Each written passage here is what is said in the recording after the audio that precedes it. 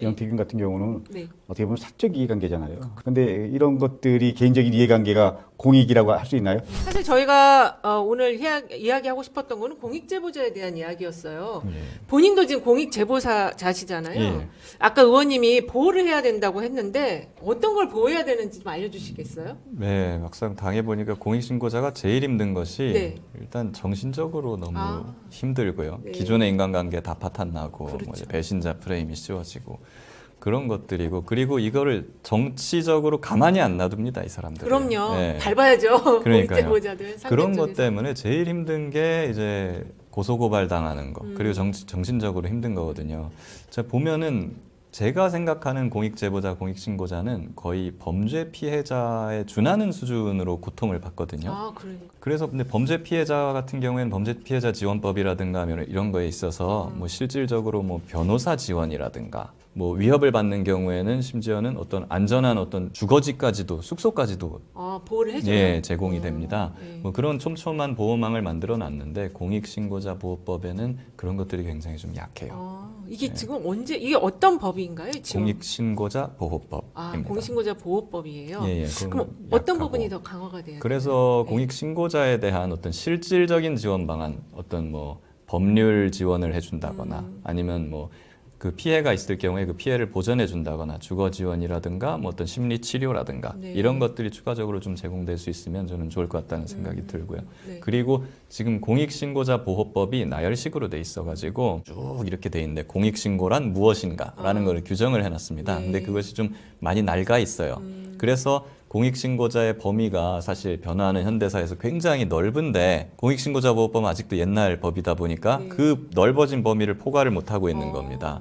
그래서 요 공익신고자의 범위를 좀 포괄적으로 다시 재정의할 필요가 있다.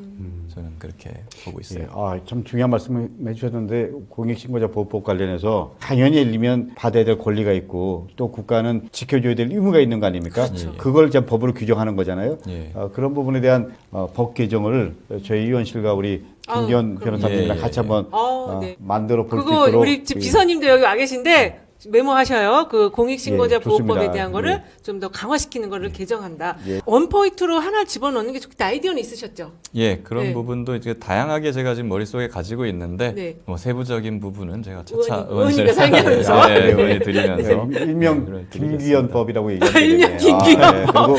좋습니다. 왜 김기현이 다음에 국회에 등원해야 되는지. 네, 그거를 이제 증명해주는 공익신고자 보호법을 조금 더 강화된 공익신고자 보호법이 필요하고요. 지금 그 명태균 씨가 계속 이제 좀 계속 여기저기 딜을 하고 있는데 이 명태균 씨도 공익신고자 신분이 될 수 있는지 궁금하고 명태균 씨가 계속 얘기하는 거의 핵심이 먹고 살게 해달라 이 얘기를 했어요. 네네네. 이게 지금 공익신고 보호법에 이게 들어갈 수 있는 내용인가요? 예, 사실 공익신고자는 저는 네. 그렇게 생각합니다. 정파적인 어떤 이해관계, 정치적인 이해관계를 떠나서 보호받아야 되는 거거든요. 네. 공익신고자라는 것이. 그러니까 명태균 씨도 공익신고를 하면은 공익신고자가 되고요. 전 되나요? 되어야 한다고 저는 생각을 되어야 합니다. 한다. 그래서 네. 뭐 보호를 받아야 된다고 생각을 하고 명태균 씨가 지금 뭐 생계를 네. 책임져 달라라고 뭐 그러고 대통령실에 있어요. 지금 협상을 하고 있다는 거잖아요. 네, 네.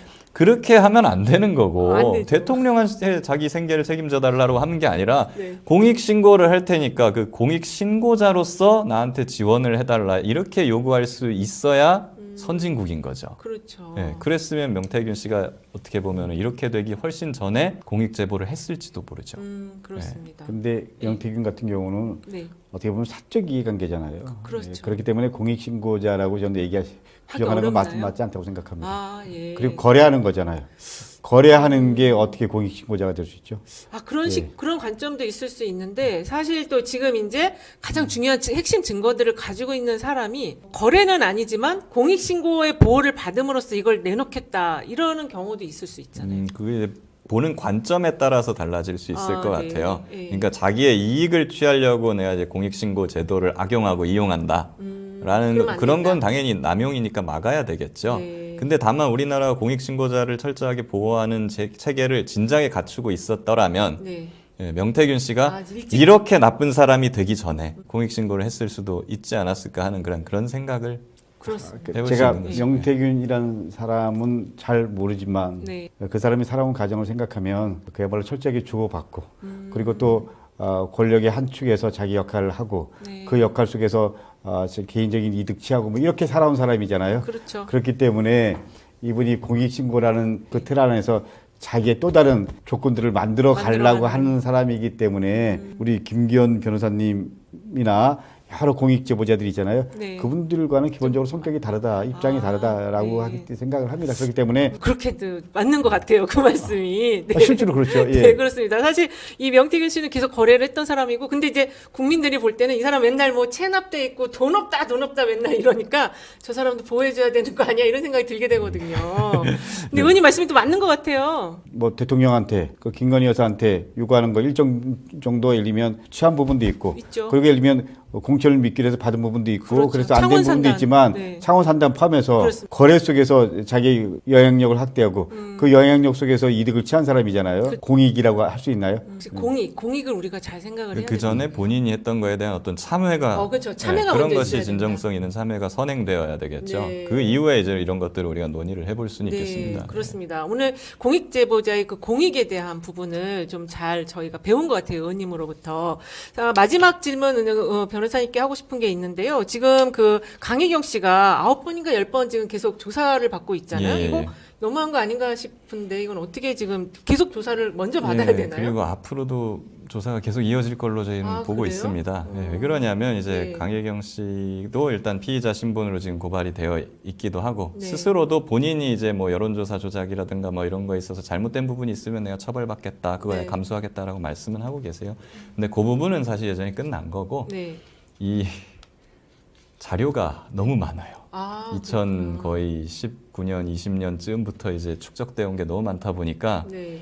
그 정리가 필요하거든요. 근데 강혜경 씨만이 할 수 있어요. 그렇죠. 그분 너무 일 잘하시는 예, 분이에요. 그러다 보니까 지금 원래 이런 식입니다. 오늘 조사하고 끝내려고 했는데 자료가 너무 많아요. 또 그러니까 나오니까 또 조사가 지금 어떤 식으로 되고 있냐면 강혜경 씨가 자료를 하나하나 보면서 검사한테 하나 이건 뭐고 이렇게 설명하는 식으로 네네. 가고 있다 이거 보니까 계속 조사해야 되겠네, 그러면. 시간이 밤 9시야 지금. 그래서 내일도 이어서 약간 이런 식이라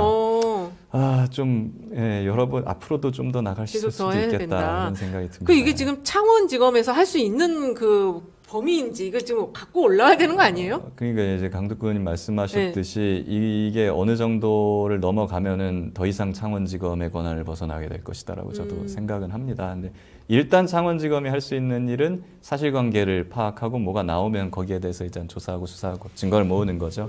거기에 대해서 강혜경 씨는 철저하게 지금 협조를 하고 있습니다. 네. 오늘 저희가 궁금한 내용은 많았지만 어쨌든 우리 김기현 변호사님 모셨기 때문에 최혜병 그 박대령 사건 관련한 것과 지금 공익제보에 관한 이야기 나눠봤는데요. 의원님 오늘 인터뷰 어떠셨어요? 네. 가장 중요한 건 공익과 정의, 대한민국의 큰 틀에서 공정한 대한민국이 될 수 있도록 역할을 잘 해주시는 분들이 좀 더 큰 역할을 할 수 있도록 우리 김기현 변호사께도 따뜻한 시선, 그럼요. 우리 늘 응원하고 함께 박수하고. 네. 응원하고 박수 보내줬으면 네. 좋겠습니다. 감사합니다. 네, 오늘 첫 회 방송이었는데요. 아주 큰 성과가 나온 것 같아요. 김기현 변호사님이 이 공익제보자 보호법과 관련해서 조금 더 업그레이드고 좀 더 포괄적이고 강화된 법안이 필요하다. 의원님이 그것에 대해서 지원을 하겠다라고 말씀을 하셨거든요. 우리 비서님들도 그 이야기 잘 들었으니까 좋은 성과가 아마 곧 나올 것 같습니다.